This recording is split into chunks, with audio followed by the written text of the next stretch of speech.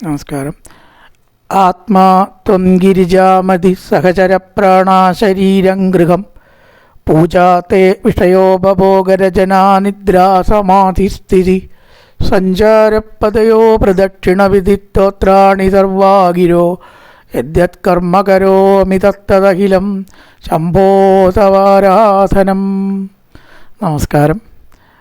സന്ധ്യാവന്ദനത്തിലേക്ക് എല്ലാവർക്കും സ്വാഗതം. ശങ്കരാചാര്യരുടെ ശിവമാനസ പൂജ എന്ന സ്തോത്രത്തിൽ 5 ശ്ലോകത്തിലെ 4ാമത്തെ ശ്ലോകമാണ് ഇത്. നമ്മുടെ ജീവിതത്തിലത്തെ എല്ലാ പ്രവൃത്തികളും ഈശ്വര പൂജയാക്കി മാറ്റണമേ എന്നാണ്. ഭാഗവത ധർമ്മത്തിൽ ശരീരം കൊണ്ടും മനസ്സുകൊണ്ടും വാക്കുകൊണ്ടും ചെയ്യുന്ന സർവ്വ പ്രവൃത്തികളും ഈശ്വരാർപ്പണമായിട്ട് ചെയ്യാൻ എനിക്ക് സാധിക്കണം. അങ്ങനെയുള്ള ഒരാൾക്ക് വേറൊരു ഈശ്വര പൂജ ആവശ്യമില്ല എന്നാണ്. ആ പ്രവൃത്തി തന്നെ ഈശ്വര പൂജയാക്കിയിട്ട് മാറ്റുക. അപ്പോൾ അവിടെ പറയണം ആത്മാ ത്വം ഗിരിജാമതി. നമ്മുടെ വിചാരം ഇപ്പോൾ ഈ ചുറ്റമ്പലവും ശ്രീകോവിലും ഒക്കെ കൊടിമരമൊക്കെ ഉണ്ടെങ്കിൽ മാത്രമേ ക്ഷേത്രമാവുള്ളൂ എന്നാണ്. ഗീതത്തിനെ പറയേണ്ടത് ഇതം ശരീരം കൗന്ദേയ ക്ഷേത്രമിത്യവിധീയതേ. അതൊക്കെ ഒരു പ്രതീകത്തിലേ ഉള്ളൂ.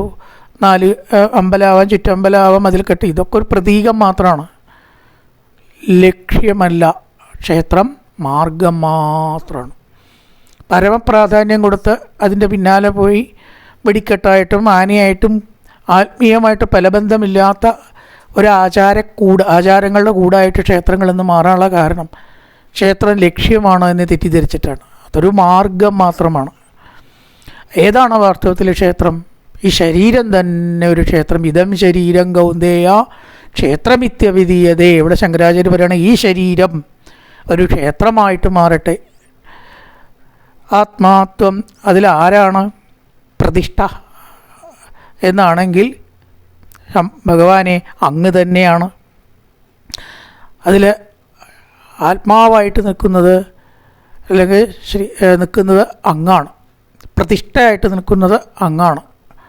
എൻ്റെ ആത്മാവ് അവിടുത്തെ പ്രതിഷ്ഠയായിട്ട് എനിക്ക് സങ്കല്പിക്കാൻ കഴിയണമേ. ഈ ക്ഷേത്രത്തിൽ പ്രതിഷ്ഠയുണ്ട്, അത് ആത്മാവാണ് എന്നർത്ഥം.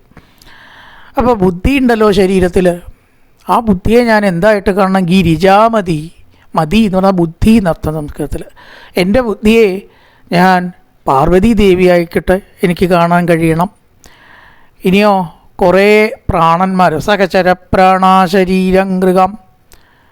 ഇതിൽ പ്രാണനുണ്ട്. പ്രാണൻ, അപാനൻ, ഉദാനൻ, സമാനൻ, വ്യാനൻ. ഇതാണ് പഞ്ചപ്രാണന്മാർ. ഇവരെ ഞാൻ എങ്ങനെയായിട്ട് കാണണം? അങ്ങയുടെ ഭൂതഗണങ്ങളായിട്ട് എനിക്ക് കാണാനായിട്ട് സാധിക്കണമേ. ഈ ശരീരത്തെ ഗൃഹം, അങ്ങയുടെ ഗൃഹമായ ക്ഷേത്രമായിട്ട് കാണാൻ സാധിക്കട്ടെ. ആത്മാവിനെ പ്രതിഷ്ഠയായിട്ട് കാണാൻ കഴിയണമേ. അപ്പോൾ ശ്രീകോവിൽ വേണ്ടേ? അത് വേറൊന്നുമില്ല, മനസ്സാണ്. മനസ്സ് ശ്രീകോവിലായിട്ടും സങ്കല്പിക്കാൻ സാധിക്കണം. അപ്പോൾ ശരീരമാകുന്ന ക്ഷേത്രം, മനസ്സാകുന്ന ശ്രീകോവിൽ, അതിൽ ആത്മാവാകുന്ന പ്രതിഷ്ഠ, ബുദ്ധിയാകുന്ന പാർവതീദേവി. ഇനിയോ പൂജാത്തെ വിഷയോപഭോഗരചന. നേരം പ്രഭാതമായി കഴിഞ്ഞാൽ ഒരുപാട് കാര്യങ്ങൾ നമ്മൾ ചെയ്യുന്നുണ്ട് അല്ലേ? വൈകുന്നേരം ആകുമ്പോഴേക്കും കിടക്കുമ്പോഴേക്കും എത്ര പ്രവൃത്തി ചെയ്യും. ആ പ്രവൃത്തിയെല്ലാം അങ്ങയുടെ പൂജയാക്കി മാറ്റാൻ കഴിയണമേ. പൂവും വെള്ളവും കിണ്ടിയും മറ്റ് പൂജാ സാധനങ്ങളൊന്നും വേണ്ട, നിർബന്ധമില്ല. നമ്മൾ പ്രവൃത്തികൾ ചെയ്യാതിരിക്കില്ലോ. ആ പ്രവൃത്തികളൊക്കെ അവിടുത്തെ പൂജയാക്കിയിട്ട് എനിക്ക് സങ്കല്പിക്കാൻ കഴിയണം. അതിനായിട്ട് ഇരിക്കാനോ പൂജ പഠിക്കാനോ പൂജ ചെയ്യാനോ എനിക്ക് കഴിയാത്തതിനാൽ എൻ്റെ സർവ്വ പ്രവൃത്തികളും പൂജയായിട്ടല്ലയോ പരമേശ്വര സ്വീകരിക്കണമേ. ഇനി നേരം രാത്രിയായ ഉറങ്ങലുണ്ട്, നിദ്രാ സമാധിസ്ഥിതി. ആ ഉറക്കം ഒരു സമാധി ഭാവത്തിൽ എന്ന് പറഞ്ഞാലോ അപ്പോഴും അങ്ങേ ഓർക്കാൻ കഴിയണം. ഉറക്കത്തിൽ ഈശ്വരനെ സംബന്ധിച്ചതായിട്ടുള്ള സ്വപ്നങ്ങളിൽ, ചിലപ്പോൾ ഗുരുവായൂർ പോയി ഏതെങ്കിലും ക്ഷേത്രത്തിൽ പോയി എന്നുള്ള സ്വപ്നം. അപ്പോൾ ആ ഈശ്വരനിൽ കാണുന്നതായ സ്വപ്നത്തിലും ഉറക്കത്തിലും കാണുന്നതായിട്ടുള്ള ആ കാഴ്ചകളും എന്തായിട്ട് തീരണം? ഒരു സമാധി ഭാവത്തിൽ, നിദ്രാ സമാധിസ്ഥിതി. എപ്പോഴെങ്കിലൊക്കെ എവിടേക്കെങ്കിലൊക്കെ സഞ്ചരിക്കുകയാണെങ്കിലോ സഞ്ചാരപദയോ പ്രദക്ഷിണവിധി. ഞാൻ സഞ്ചരിക്കുന്ന പദചലനങ്ങൾ പ്രദക്ഷിണമാകണേ. ഓരോ നടത്തവും ഓരോ അടിയും അവിടുത്തെ പ്രദക്ഷിണം വെക്കലാക്കി മാറ്റാൻ എനിക്ക് സാധിക്കണം എന്ന് പറയണം.